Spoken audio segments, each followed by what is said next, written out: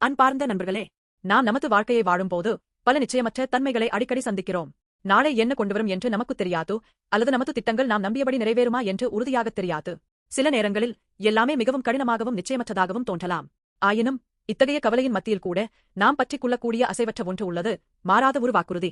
இஸ்ரேலின் மாமன்னர் தாவீது தனது மகன் சாலமோன் தனக்குப் பிறகு அரசனாக வருவார் என்று நீண்ட காலத்திற்கு முன்பு வாக்குறுதி அளித்திருந்தார்.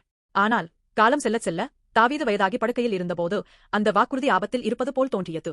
மற்றொரு மகன் அதோனியா தன்னை அரசனாக அறிவிக்க முயன்றான். 1 இராஜாக்கள் 1. ஆனால் இறுதியில் தாவீது தனது உறுதிமொழியை தெளிவாக நினைவுகூர்ந்து சாலமோனை உறுதியாக நியமித்து முறையான வாரிசாக அறிவித்தார். அவர் ஒரு முறையான அபிஷேக விழாவை நடத்த உத்தரவிட்டு மக்கள் அனைவருக்கும் முன்னால் சாலமோனை அரசனாக அறிவித்தார்.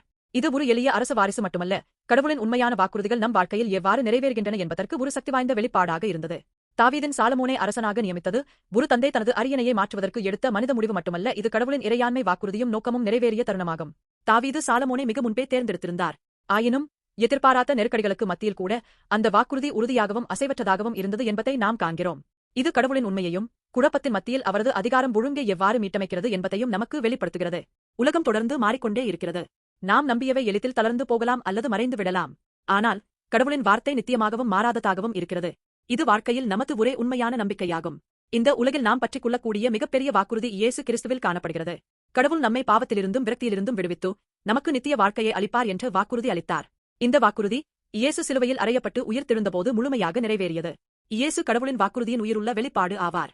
நாம் அவரை விசுவாசித்து அவரது வார்த்தையை பின்பற்றினால் நாமும் இந்த அற்புதமான வாக்குறுதியின் ஒரு பகுதியாக மாற முடியும். இன்று நிச்சயமற்ற தன்மையின் மத்தியில் பயத்துடன் வாழ்வதற்குப் பதிலாக கடவுளின் மாறாத வாக்குறுதியான இயேசு கிறிஸ்துவை உறுதியாக பற்றிக் கொள்வோம்.